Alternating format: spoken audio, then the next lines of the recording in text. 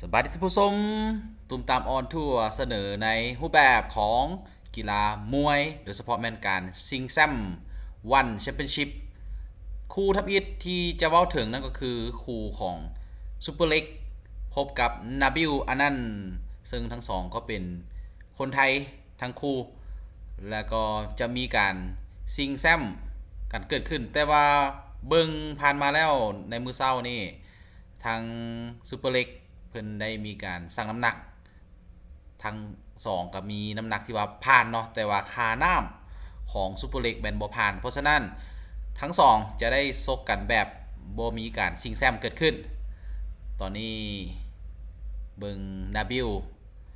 เนื้อตัวโอ้โหลีนขนาดเลยท่านผู้ชมซึ่งคาน้ำและก็คาน้ำหนักแมนผ่านเนาะสำหรับนาบิลอานันต์ส่วนซูเปอร์เล็กแมนบ่ผ่านสำหรับคาน้ำหนักแมนผ่านเนาะแต่ว่าทั้งสองก็จะมีคิวลงทำการแข่งขันจะซกกันในวันที่23เดือนมีนาปี2025นี่ตอนนี้ก็จะเป็นของซุปเปอร์เล็กโอ้โหมาในมาดเข้มเลยอยู่ที่148.25ปอนด์ยางมาจะเอาเหรอจะเอาเหรอคุณใดนะอีตอนนี้เกี่ยวกาดเลยซุปเปอร์เล็กเพราะว่าตาสั่งแม่นโอเคอยู่แต่ค่าน้ำบ่ผ่านอ่ะจะไหนก็ได้เจอกันจัดไปคู่ที่2ตะวันฉายพบกับมาซากิโนอิริถึงซึ่งทั้งสองก็ได้มีการชั่งน้ำหนักแล้วก็ผ่านทั้งคาน้ำแล้วก็คาน้ำหนักแมนผ่านแสดงว่าจะมีการซิงแซมคิกบ็อกซิ่งกันเกิดขึ้นใน2คนนี้โอ้โหเนื้อตัวอยู่ที่พิกัด154.25ปอนด์มีความพร้อมที่จะเจอกับตะวันฉายในมืออื่นก็คือวันพรุ่งนี้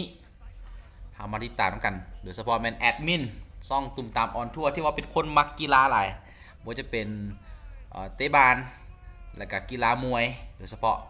ช่องวันแชมเปี้ยนชิพนี่แมนกดไลค์กดแชร์เลยท่านผู้ชมมากหลายแฟนมวยทางฝั่งลาวก็ติดตามคู่นี้อย่างจุดจอก็จะมีอยู่3คู่ที่ว่าแอดมินจะมาเว้าสู่ฟังนั่นก็คือซูเปอร์เล็กพบกับนาบิลแล้วก็มีตะวันฉายเนาะพบกับโนโอรินักมวยจากประเทศญี่ปุ่นพบกับนักมวยจากประเทศไทยตอนนี้ประสันหน้ากันเจอกันพรุ่งนี้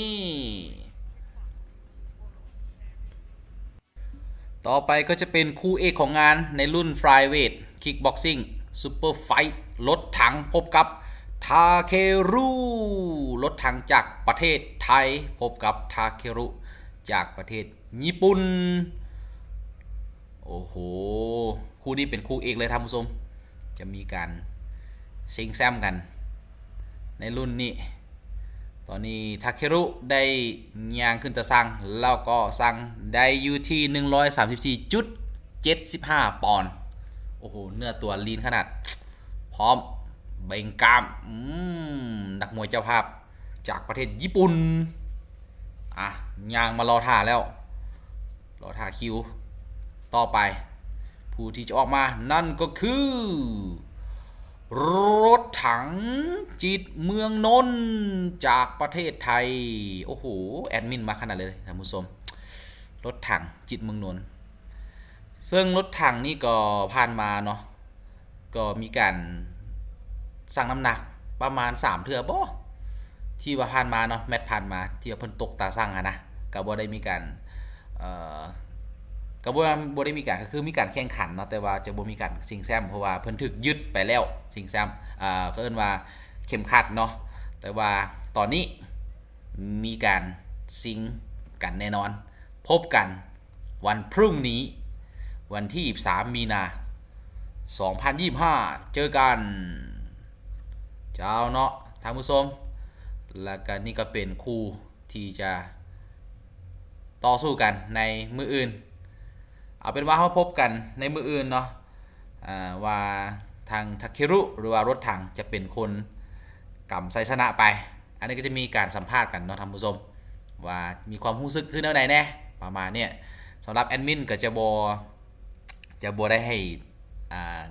มีการออกเสียงเบ้าประมาณนี้เพราะว่าติดลิขสิทธิ์นะท่านผู้ชมก็จะมีการให้เบิ่งรูปภาพแล้วก็มีการพากย์เป็นภาษาลาวเพราะว่าแอดมินเป็นคนลาวประมาณนี้แต่มักกีฬามวยที่สุดเลยแล้วก็มื้ออื่นหรือว่าวันพรุ่งนี้ก็มีการใจจดใจจ่อทางแอดมินเองก็จะมารายงานแต่ว่าหลายคนก็เกียมพร้อมแล้วแหละที่จะเบิ่งคู่ไฟคู่นี้ก็คือคู่หยุดโลกเนาะที่ทางทาเครุกับรถถังที่จะพบกันในมื้ออื่นนี้อันนี้ก็จะเป็นการสัมภาษณ์เนาะท่านผู้ชมเป็นการสัมภาษณ์ทาเครุมั่นใจแน่นอนบัดนี้มีการสัมภาษณ์รถถังเนาะตามที่ว่าแอดมินได้ติดตามมือสวยนี่ที่เพิ่นได้มีการถ่ายทอดสดเนาะการสัมภาษณ์แล้วเพิ่นก็สัมภาษณ์ว่ารถถังเจ้ามาอยู่ที่ประเทศญี่ปุ่นแล้วตอนนี้เนาะแล้วเจ้าฮู้ซึ้งใดๆที่จะกำชัยชนะจากประเทศญี่ปุ่นกับประเทศไทยประมาณนี้รถถังก็เก็บคำตอบมาอย่างดีเนาะว่าที่ผ่านมานี่ก็ได้มีการฝึกซ้อมเป็นอย่างดีเพื่อจะมาเอาชนะอยู่ที่ประเทศญี่ปุ่นโดยเฉพาะแมนเอาชนะนักมวยญี่ปุ่นแล้วมันก็เป็นความภาคภูมิใจของรถถังเนาะที่จะชนะทาเครุในมืออื่นนี่มีน็อกแน่นอนเพิ่นว่าซะโอเคก็จะมีวันนี้ท่านผู้ชมที่ว่าทางแอดเองก็ได้ที่ตามในการสัมภาษณ์ในตอนสวยนี้เนาะโอเคก็จะมีประมาณนี้ท่านผู้ชมที่จะเป็นภาพบรรยากาศของการสัมภาษณ์เนาะของมวยแต่ละรุ่นโดยเฉพาะคัดสรรมาให้เบิ่ง3คู่หลักๆที่จะมาให้เบิ่งในมื้ออื่นขอขอบใจสำหรับการติดตามอย่าลืมกดไลค์กดแชร์และกด Subscribe ให้กับช่องตุ่มตามออนทัวร์เดอร์มื้อนี้มาในรูปแบบมวยวันแล้วเจอกันใหม่ในวันหน้าสำหรับมื้อนี้ขอกล่าวคำว่าสบายดี